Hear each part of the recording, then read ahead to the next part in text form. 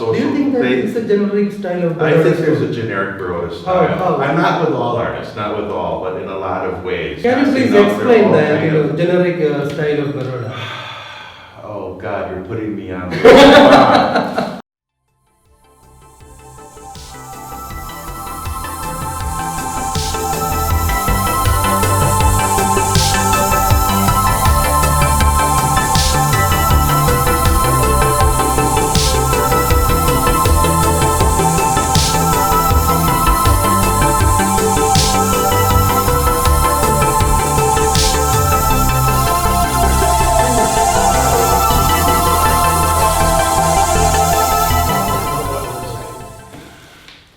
Hello, this is Wazo X Wazo, Evil O, and today we're coming from Kochi, actually Ernakulam in Kerala. And I'm sitting with an artist I deeply admire and I love his work, Zakkir Hussain. And actually Zakkir, I have, this is a disclaimer, I have a Zakkir Hussain hanging on my wall back in Udaipur, a little drawing of his. I used to have two, but one, some collector friends of mine from Amsterdam liked it so much they actually bought it and took it to Amsterdam with them. I couldn't say no to them. And but one is still hanging on my wall and I see it every day and I love it. So I'm going to start out with a question for you. Yeah. It's like your work is mostly in watercolors, if Yeah. I'm correct. You mostly use watercolors. Of course. And what I always see is your work seems very dark, and it's very colorful, but it's dark in subject matter. And I often see in your work influences from like medieval frescoes that were very like depicting scenes from hell, or maybe Hieronymus Bosch. Okay. Yeah. How do you feel about making art like that? Because a lot of people have a hard time relating to that. Well, personally, I love it. Mm-hmm. But how did you come to painting in the style that you paint, I guess is the general question. Yeah, this is very difficult to answer because if I start, it should go to my childhood and a lot of very tense area I came across. Yes, I was born and brought up in a family, those who are working in a fireworks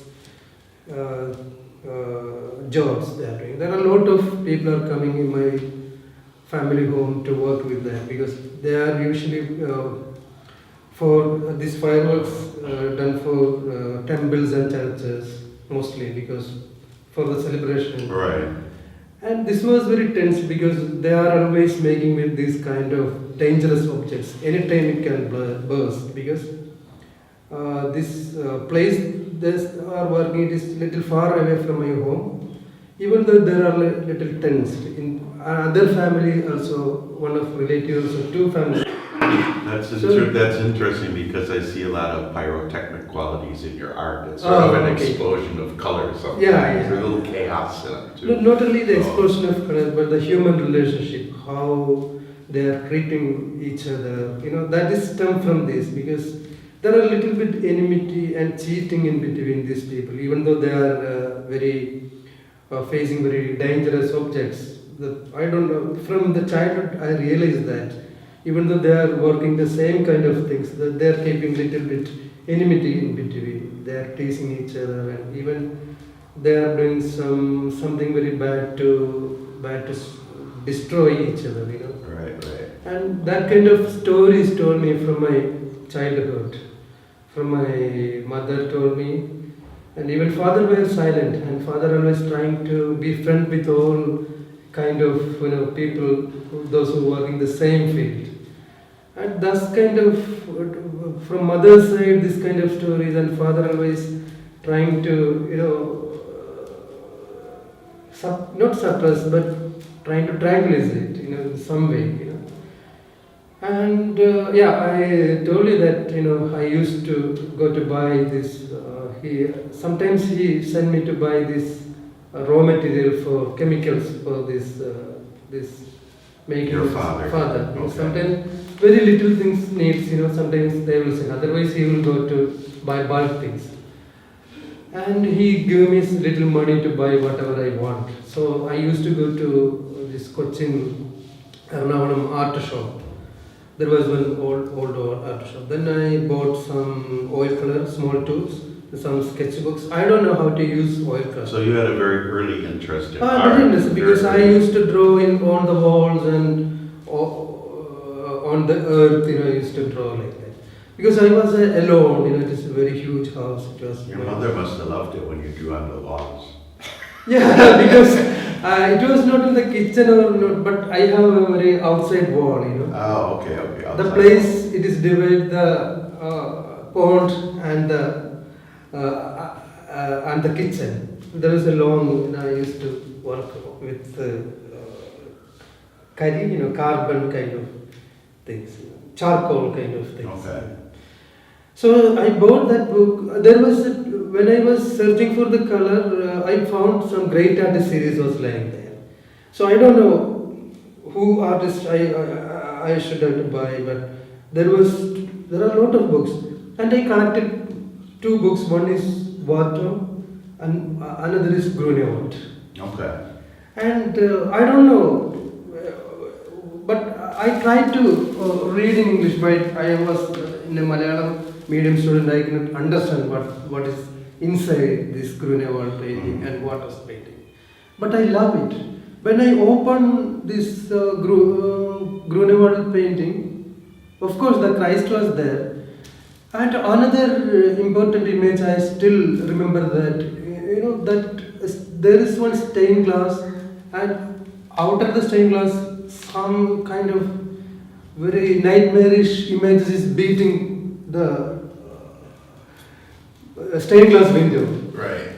That was very scary me. It When was I was frightening to sleeping, then I just went to go and open this book. That thing is there. That image is there, beating behind the stained glass window. I don't know the cultural background, but I don't know where this art is coming from. But it has affected me that Christ, there is Grunewald Christ and the beating. But my culture is different. It was the flagellation of Christ. They were beating Christ. Not beating Christ, but this is a detail of the painting. Something is coming and beating like that. Okay. Just like the fall of rebel A angel. demon. Some kind of nightmarish kind of, Yeah.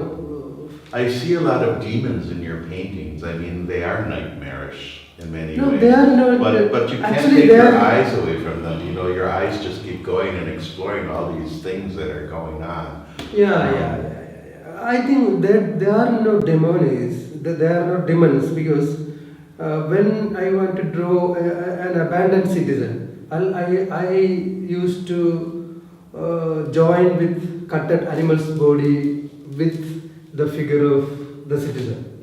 Okay. That is how people are looking to the citizen recently, because I was working, I exhibited my solo shows in Vadera, like 2012, I titled as Zero Tolerance.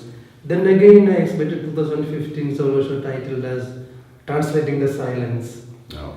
Then Both of those were really good shows. Yeah, and then 2017 Guild Art Gallery, 17 and 18, end of the 17, beginning of the 18, titled Procrastine Possibilities. See, these are the things, a kind of premonitions toward this kind of, it's a kind of premonitions, what is going to happen. There are a lot of criticism and there are a lot of applause also received my works. Yeah, what? But there is a kind of premonition in my work, that is political. Yes. You did a very early series. I think it was an early series where you used to do rows and rows of houses. And the houses were kind of, if I remember right, many times attached to people's bodies. Like people's bodies were growing into the houses, and they were just rows and rows and rows of them. I really liked those, and I saw those as commentary on population and ecology and things. Would I be right about that, or? Perhaps ecology, perhaps the false promise of development, and it will be the kind of imposed exile on country. These kind of things are always there. I developed those kind of images reaction towards the Godhra, Godhra riots. Right. Yeah, I don't think so. It's That was in riots, but 2002. it's genocide. I Yes. use the word genocide in 2002. Right. I use the word genocide. So I don't know what's happened there. How people's body received and how people's body pierced into this kind of very ugly kind of violence. But I am here in Kerala. Of course, there is very safe. But Well, you have symbols that recur again and again in your work. Like I noticed the crow often appears, it seems, some sort of a crow figure. Yeah. And like one of the drawings I had, the one I sold to my friends in Amsterdam, there was a crow kind of sitting at the end of a hospital bed. So I almost saw the crow as like an omen of death or something in there. yeah, you're talking about the works, abandoned body on a beachside hospital. Yes, It's something a like series that. of works I exhibited in 2007 in Kashi Art Gallery, Kochi. When And I they were charcoal and kante, I think. I count and charcoal and pencil and those series of works. I have a lot of drawings. Even I found, I done for those kind of works. I done these works like hospital bed one praying like that. We'll It was in put an 2007. image of this in the video when we're done. But anyway. It was 2007. It was my plan, but I didn't follow this. Right. Recently, I got it. But you did have a couple of trees growing up out of the hospital bed. I guess Yeah. you remember One that, praying yeah. figure like that. One Right. figure is in a posture of praying like this.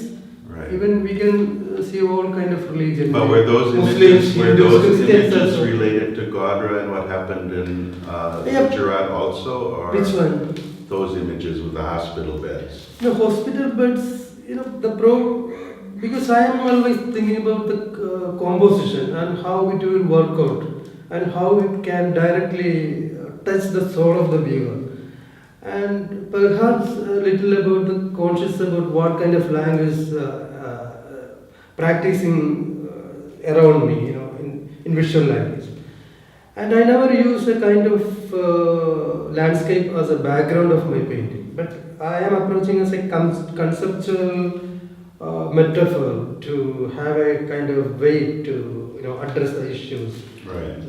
rather to narrate something else. It seems like you address current issues many times, but you do it through kind of a nightmarish, dreamish way. It's not real direct, it's much more subconscious the way Yeah, you're of course, expressing of course, these of course. Yeah, in that way. When we were talking about Hieronymus Bosch and all, Oh yeah, at that time, this was the beginning of my, thinking process. It influenced me a lot. I don't know about that time modern art, what is happening in India in 14 or 15 years when I was, But this visual somewhere, hit me to raise my humanity to its what kind of life I am leading. It's a little eye opener to me, I'm coming from a very different background, different cultural background, because a kind of plural society I'm coming, because Christian, Hindus, Dalits, Muslims are living there, and so that's why I don't know how can I describe this, but later I realized that when I was seeing Pasolini's movie, and when I was reading Borges' story, Borges describing about influence, the originality of an artist. Even we are going through Borges' works, we can see there are a lot of elements coming from Far East, Middle East, Europe. Right. These are mixed. The question of time, he is always questioning the time. He is always deconstruct the concept of time. What kind of time one is bearing. Also in your compositions, I notice, especially with your large paintings, not so much like with those charcoal and cantes. Like the one I have is like a tree that's growing, sort of one of those stick trees you did with no leaves. And then on top there's a figure growing out, like his head is in the tree and his body is growing out of the tree. Yeah. And there you have a lot of empty space, you're using Mm-hmm. negative space. But in this kind of painting, Mm-hmm. it almost is Jackson Pollock-like. It's just all over. You just cover the whole canvas Okay. with painting. Is that an attempt to express, the chaos of society or the jumble of subconscious thoughts coming or? I don't know how to say that, because I was, you refer, thank you so much that, you remind me the works of a lot of houses and a small body. Right. That was the beginning. It is a kind of breakaway what I had practiced in those times. I started in 2000, year 2000. Then I got that composition. There are a lot of images, and underneath the small female bodies bearing the whole weight of these houses. The weight of the village or the weight of Weight the of society. houses, Or yeah, whatever. Yes. whatever. And when I am, traveling through my street, I can see a lot of cutted trees are lying down by the street. Instead of picking that kind of things, I just want to avoid the kind of very direct kind of things. But I felt that, it is also part of our body. It is me, it is lying there. It is me, it is moving there. The tree is just like the human body. So I try to join with the human body, just like in a praying mode. And it is like in a praying mode, and it is, the cutted tree is like, it cannot cut, but it is in between the death and life. It's unified. It is unified. It's unified. Then I don't want to place those metaphor on a landscape or on an earth. Then I want to give much more stronger idea in that. That's why I put hospital structure, or hospital bed.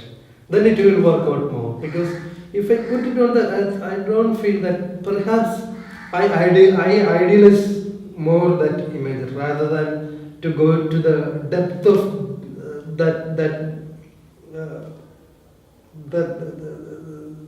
what I don't know how to name it. That's why I put it. Right, it's unnameable. That's why you have to paint it. I often feel that when Yeah, you're an okay. artist, you can't really explain it verbally. That's why you have to paint Yeah, it. yeah, okay.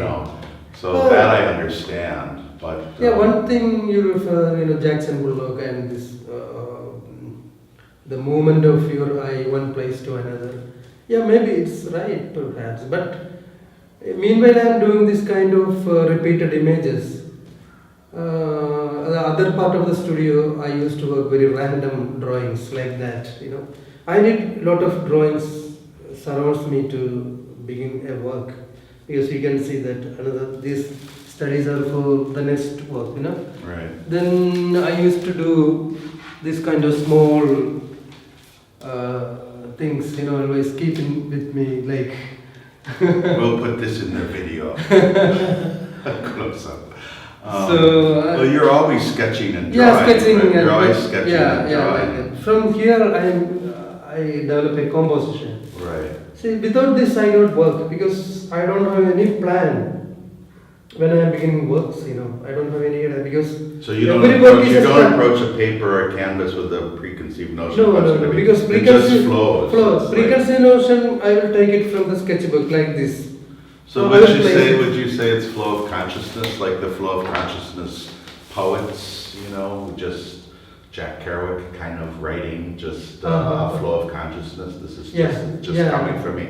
I'm not really thinking about it consciously. It's just what's coming out of my subconscious and onto the paper. Yeah, You because it is relate to conscious, that. because I like putting the right images in the right place. There will be a conscious effort to do a composition. Rather like that, I'm thinking, and sometimes a flash of images come to my mind, and I will draw. Perhaps it will work out in a sketchbook. Perhaps it will turn something other, Perhaps it will turn something revealed to the reality what surrounds us. That's why I'm creating works. I want to say something. We touched on it before we started this video running, actually, and that was you studied at the School of Art Trivandrum, the art college Trivandrum, and then you studied at Baroda. And I made the comment that it always seems to me that Trivandrum seems really a powerful institution because they still emphasize skill.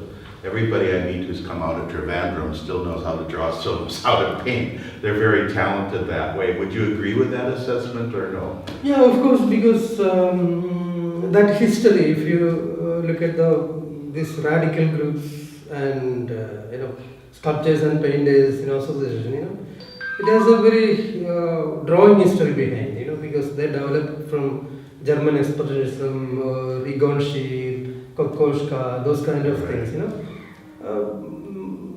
naturally it will pass through the next generation, instead of following a kind of very institutionalized drawing practice, we always trying to break the institutional way, the way how this art is documented, Well, what I like, see, I really love Keralan art. I'm based in Rajasthan, but I've always had a real affinity to what's going on in Kerala, actually. Yeah. And one reason why, and I might be wrong, but to me, like if you look at a lot of artists who just come out of Baroda, and they develop sort of this generic Baroda style, I call it. Okay. They have social. Do you think that it's a generic style of Baroda? I think there's a generic Baroda style. How? I'm not with all artists, not with all, but in a lot of ways. You know, you see, especially a lot of young students who are just. Can you please explain that generic style of Baroda? Oh God, you're putting me on.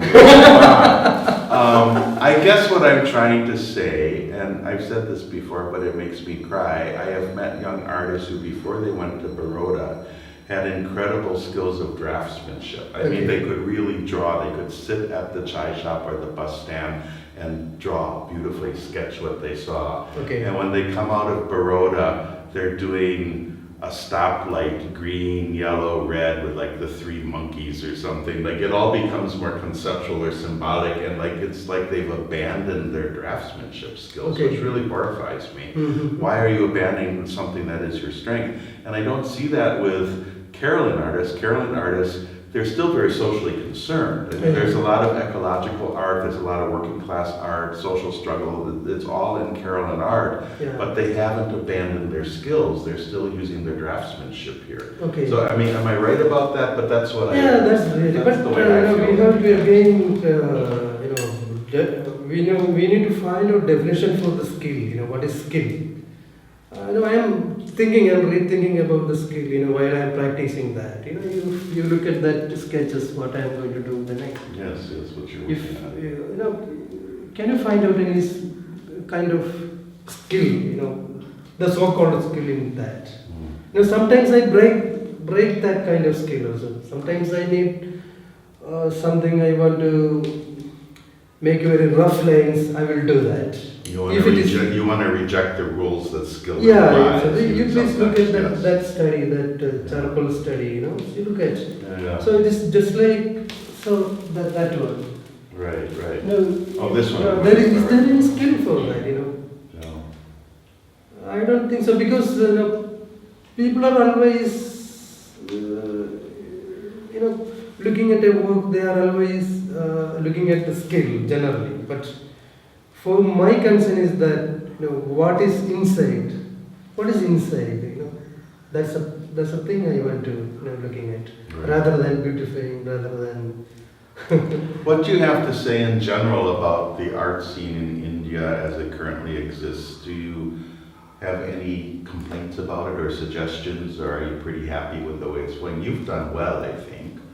A lot of acceptance some way, people are, projecting their thought process in relation with the social and political and even personal issues. But some disagreement also, how our art scene so centralized, working with a few of them.